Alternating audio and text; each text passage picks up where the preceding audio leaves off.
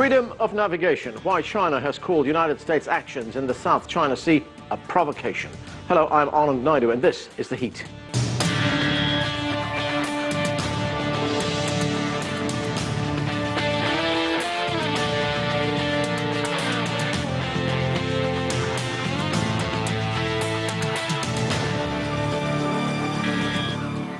Earlier this month, China expressed strong indignation after a U.S. warship entered China's territorial waters near the Nansha Islands maritime area in the South China Sea. This is the third such incident since last October, and China has responded, saying the actions by the U.S. have threatened China's sovereignty and security interests. In a moment, I will talk with guests from China and the U.S., but we begin with CCTV correspondent Wang Hui, who joins us from Beijing. Can you tell us more about these three U.S. incursions in the South China Sea since last October? Sure. There have been three incidents in a little more than 6 months. The first one occurred on October 27th last year. The USS Lesson entered the waters near Nansha Island in the South China Sea. China monitored, followed, and warned the U.S. vessel. And the Chinese Foreign Minister Wang Yi issued a solemn warning to America, urging the U.S. not to stir up trouble. The second incident occurred 3 months later on January 30th this year, when the U.S. Navy guided missile sailed within 12 nautical miles of the Zhongjian Dao in the Shisha Islands, also in the South China Sea. The U.S. said it was an innocent passage and consistent with international law, but Beijing opposed this claim. The most recent incident happened earlier this month on the 10th. The USS William Lawrence destroyer entered the waters near China's Nansha Islands. China once again monitored, followed, and issued warnings. Chinese Foreign Ministry spokesman Lu Kang said America's provocative actions are the greatest threat to the peace and stability, as well as navigation and overflight freedom in the South China Sea. Right, now there has been strong reaction from China. What more can you tell us about that? Well, in response to the latest incident, Chinese Foreign Ministry spokesman Lu Kang said at a briefing that this action by the U.S. threatened China's sovereignty and security interests, endangered the staff and facilities on the reef, and damaged the regional peace and stability. China resolutely opposes this action by the U.S. and has reiterated the stance many times. Lu also said the U.S. came up with the so-called Freedom of Navigation scheme before the United Nations Convention on the Law of the Sea, which was signed in 1979. He said America's action is an obvious military challenge to the new marine order. It has been met with oppositions from many countries. Also, it has to be noted that the U.S. has refused to join the convention. Okay, thank you. That's CCTV's Wang Hui reporting from Beijing. And joining us now via Skype from Hawaii is Mark Valencia. He is a maritime policy analyst and former senior fellow at the East-West Center. Mark, welcome to the show. Well, my pleasure. This is a significant issue. The United States recently conducted three so-called freedom of navigation operations near these Chinese islands. That was since last October. Why do you think the U.S. is doing this? What's the motivation? Well, there's both immediate reasons and more fundamental reasons. The more immediate reasons are, at least according to the U.S. government, Pentagon, the U.S. is concerned with China's building of islands in the area, that is, building upon submerged features. And what the U.S. alleges is their militarization. However, in a more technical sense, it is challenging legally China's regime of requiring prior notification for warships to enter a territorial sea around some of these features. But frankly, more fundamentally, the U.S. is demonstrating its power, its might, its presence, and its resolve to continue to be a dominant or leading force in Asia. Now, Mark, you have written that operations are controversial. Elaborate on that for us, please. Well, they're controversial in a variety of ways. I mean, one is simply the confrontational and, if you will, the gunboat diplomacy aspect. The loss of face that China must undergo because of the publicity surrounding them. but also because the United States has not ratified the UN Law of the Sea Convention.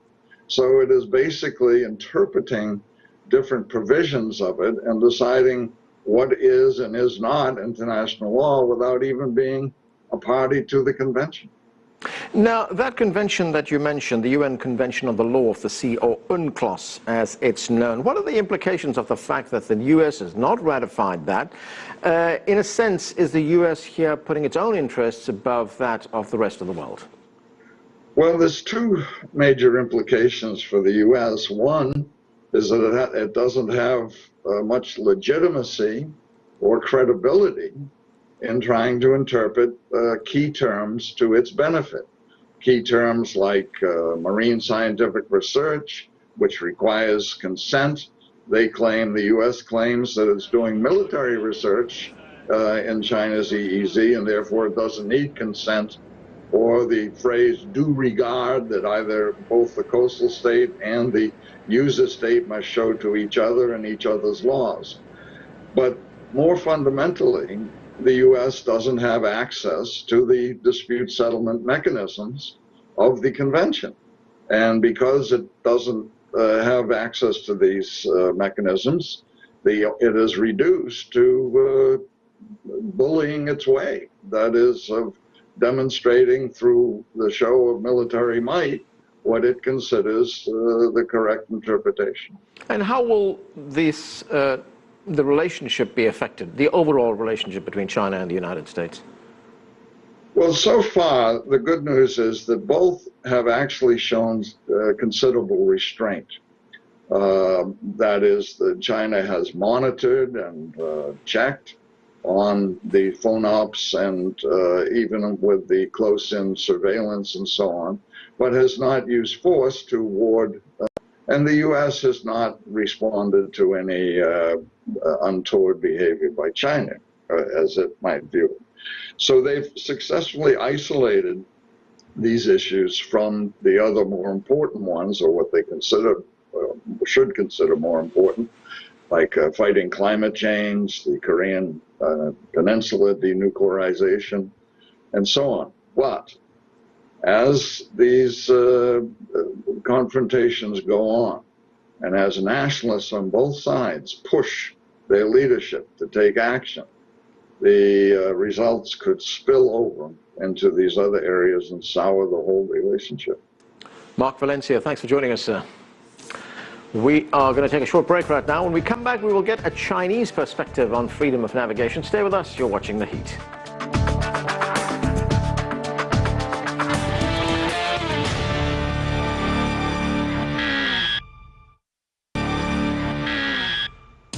Welcome back to the show as we continue our discussion on freedom of navigation in the South China Sea. In the last few months, U.S. warships have entered Chinese territorial waters near its islands in the South China Sea, and China has strongly condemned those actions. Joining me now from Beijing is Yi Hailin. He is the director of the Center for South Asia Studies with the Chinese Academy of Social Science. Also joining us from Austin, Texas is Ted Carpenter. He is a senior fellow for Defense and Foreign Policy Studies at the Cato Institute. And with us from Lancashire in England is Kayuan Zhou. He is a professor of international law at the University of Central Lancashire, and he is an expert on maritime law. Welcome to all of you to the show. Yi Hailin, let me start with you. President Barack Obama, the US president, is currently in Vietnam, and while he was in Vietnam, on this issue of the South China Sea, he said, and I'm quoting here, "In the South China Sea, the United States is a claimant in current disputes, but we will stand with our partners in upholding key principles like freedom of navigation." Yi Hailin, what do you think the president meant by that? Was that some kind of a threat? I think it's a long-term stance of the United States, but it's really difficult for China to accept such kind of the statement. Firstly, China doesn't think this American didn't pick up the side on the South China Sea dispute. In China's perspective, already, United States already pick up the side to stay with the Philippines, and to stay with the UN is still a little bit far from the current status, but to stay with the Philippines is obviously, actually all the documents Philippines provided to the arbitral tribunal is prepared by the United States, so it's very obviously. And secondly, so-called the freedom of navigation FON in China's perspective also has a lot of things need to be argued. Firstly, there is no any other country, no any other company has ever complained their commercial ship was blocked or harassed during the South China Sea dispute. So the freedom of the navigation never be a problem. Secondly, Americans' freedom of navigation is only military aspect, and that means not the freedom of the navigation, it's a freedom of espionage. Americans send their ship and a plane to collect the Chinese information and intelligence. Obviously, China won't accept such kind of the activity and operation as harmless to Chinese security. And thirdly, we know before the 2014, China didn't deploy any weapon in the Nansha Island or Nansha Island. But till now, China do deploy some weapons. So it's because of such kind of the freedom of the navigation. So that's the reason why, in Chinese perspective, such kind of the action make the situation even worse and more tense. Ted, the Chinese government has already said that these operations, what it calls political and military provocations. Now, we've just heard President Obama say that we will stand with our partners, and this, of course, comes just after the lifting of the arms embargo against Vietnam. What is the message the U.S. is sending here, and what is the motivation for carrying out these operations? Well, I think the context is extremely important. The fact that the United States insists that it is not taking sides in the territorial claims, but this comes at a time when the United States is lifting the arms embargo against Vietnam. It emphasizes its obligations under the Mutual Defense Treaty with the Philippines. The freedom of navigation patrols in the South China Sea have to be examined within that larger context. The U.S. insists that it is not taking sides, but U.S. actions suggest otherwise. In my view, the freedom of navigation patrols constitute a solution in desperate search of a problem. There really has not been interference with navigation, and to be in China's face in this way with these patrols, I think is needlessly provocative. We do have to be cognizant of the fact that the South China Sea is very much in China's neighborhood. If we wanted to reverse this, we would expect China to be restrained if there were territorial disputes involving the Gulf of Mexico, something that was very close to the United States. This is an issue that cries out for caution and restraint on the part of the United States. So far, that has not been entirely evident with regard to U.S. policy. So then, Ted, does China have a point when it says that it views these operations as political and military provocations? I think the actions are at the very least insensitive. Now, having said that, I would take the position that China's claims in the South China Sea are overly broad, overly ambitious. They cry out for a compromise, but such compromises need to be negotiated between China and rival claimants. The United States should not be a party to these disputes. Right. But China perhaps needs to be more flexible in its policies as well. Professor Zhou, what is the legal position that the United States asserts or invokes when it carries out these freedom of navigation operations? Because as we know that the United States launched the Freedom of Navigation Program in 1979 before the adoption of the UNCLOS, the United Nations Convention on the Law of the Sea. and to challenge, as I know, three kinds of so-called excessive claims. The first one is the strait baselines, and in the United States, if the strait baselines are excessive, then they send a military vessel there to challenge it. And the second is the innocent passage, because the innocent passage through the coastal, the territorial waters of the coastal state is reserved in the law of the sea. But there's a controversial whether innocent passage can be allowed for warships.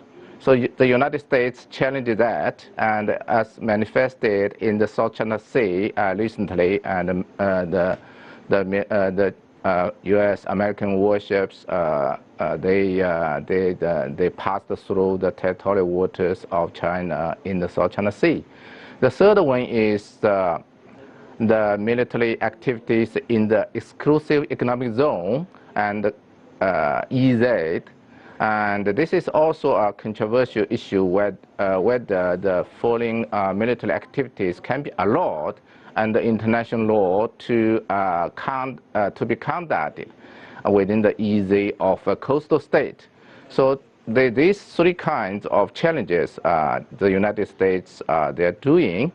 And the legal basis for the United States, because as we know that the United States is not a party to the UNCLOS, but it's a party to the 1958 Geneva Conventions on the Law of the Sea.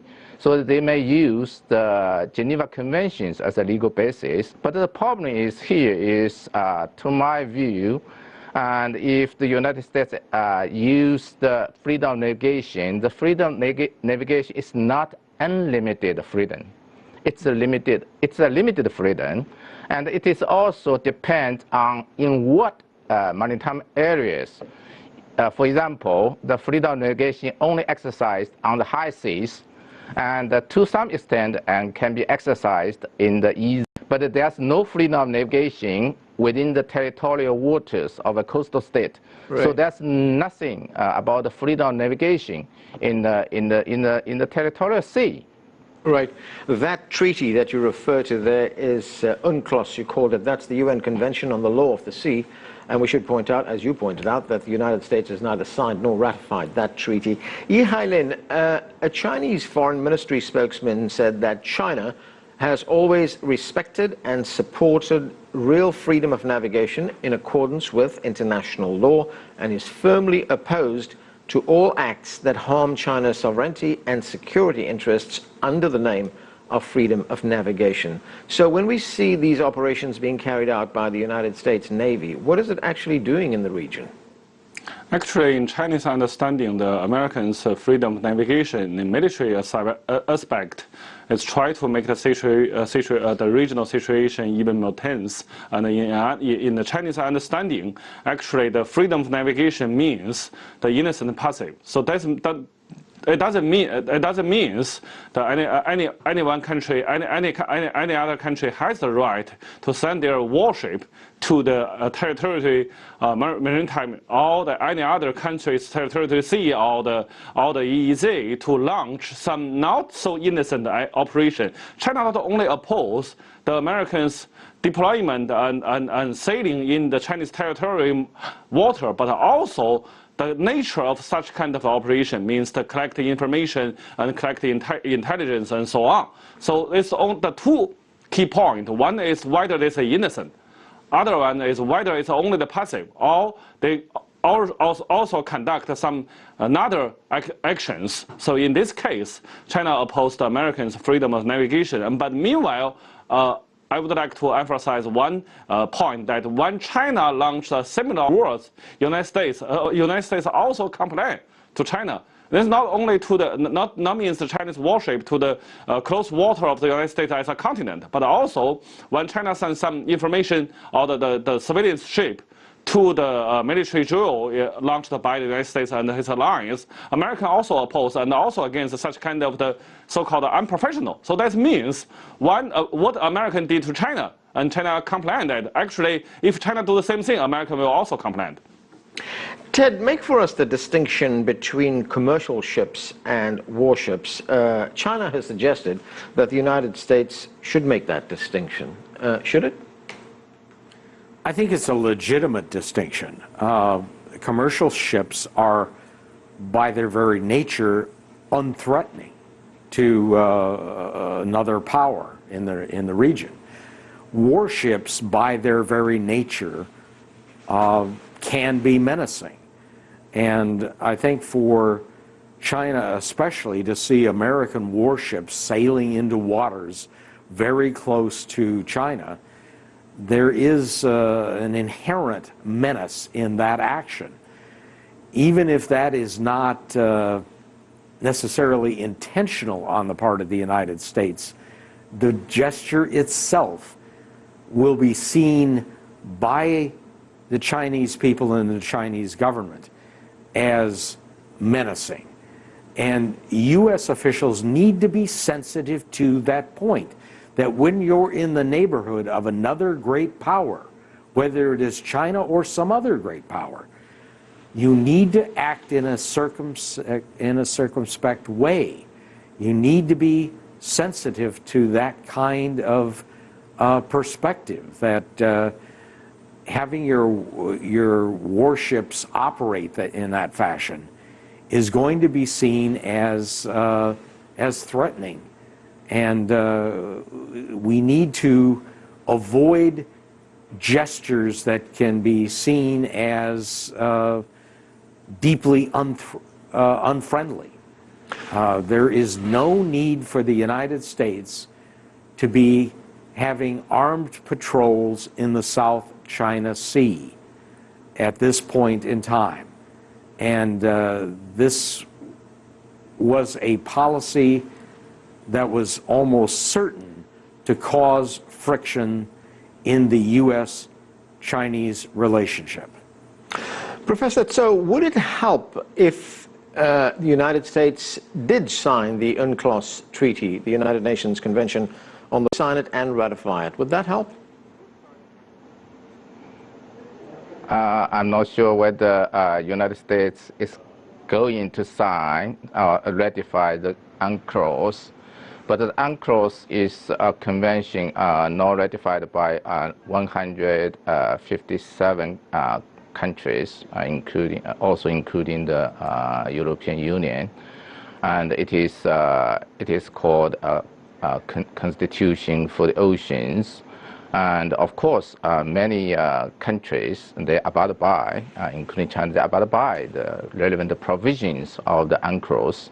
But sometimes we should be aware that because international law in nature is a weak legal system in comparison with the domestic legal systems. Right. There is no supranational law enforcing agency above the sovereign states. So that is the weakness lies in the international law enforcement. So that is why the international law sometimes is abused by some states in terms of the Law of the Sea Convention, and some countries, they use the easy provisions to claim islands and reefs in the South China Sea. That is abuse, one abuse. The second abuse is manifested by the Philippines' recent initiated arbitration case, right, and they used the relevant provisions to illegally and unlawfully initiate the arbitration case. So that is, of course, the United States is not a party, right, but the United States also used the UNCLOS to enhance its military presence in the South China Sea. So that is another kind of excessive, abusive undertaking. So that is very great for the international law perspective. Okay. Yi Hailin, there are some analysts who say that these disputes in the South China Sea are not just legal disputes, that they're part of what they term a geostrategic contest between these two powers. So when you look at it that way, what is the motivation then for the U.S. actions? I think in Chinese understanding, Americans, including their freedom of navigation, is also want to ensure his maritime supremacy over the South China Sea. Americans want to maintain its role as a rule maker in the South China Sea. So America also encouraged China to solve the problem with the Philippines, with Vietnam, but under the supervision of the United States, under the term provided by the United States. It's not only of the legal system, but all the sovereignty issue, but also the order issue. So that means Americans now see China as a challenger to the current maritime situation, and Americans want to ensure the current system could be fulfilled by the United States, by the freedom of navigation. So it's already beyond the territory dispute. It's related to the regional system and the international order in this region. So there's in this context, actually the situation even going to more dangerous compared with only the sovereignty dispute. Because if you want to solve the sovereignty dispute, you can launch the bilateral negotiation or bargaining or contact or discussion. But if something involve the maritime supremacy, it's basically a zero-sum game. At least, if Americans start to see China as a competitor, it will be turned into a zero-sum game. Okay, we're going to have to leave it there. Thanks to all of you for joining us. That's edition of The Heat. We'd love to hear from you, so please send us your questions, comments, and story ideas to theheat@cctv-america.com. And of course, we'd like to continue the conversation on social media. Give us your thoughts and comments on our Facebook page. You'll find that at CCTV America. I'm Arnold Naidu in Washington, D.C. Thanks for being with us.